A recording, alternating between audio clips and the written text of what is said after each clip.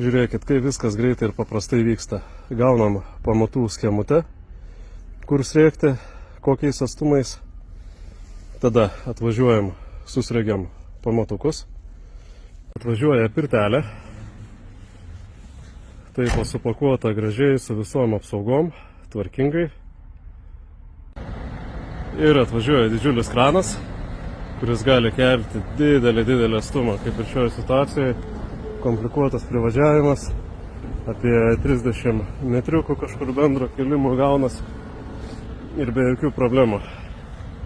Pirtelė nukelta, tikrai kaip kalėdinė kokia dovanėlė atrodo. Ką, pradedam pakuoti. Tvirtinsim iš apačios, kad nenupūstų vėjas. Raštukus prie polių, bam. Ir viskas, pirtelė praktiškai išpakuota, dar va kampukus liko nupakuoti. Ir viskas, klientas galės eiti pirtelę ir džiaugtis gyvenimu, kaip sako. Kaip viskas gražiai atrodo. Ledukai, pirteliai termogultukai. Kaip fainai. Išleidimas, galės vanuoti šią su vantelėm. Pečiukas malkinis. Ir langiukas nemažas kiemo. Nu fainai, žiauriai fainai.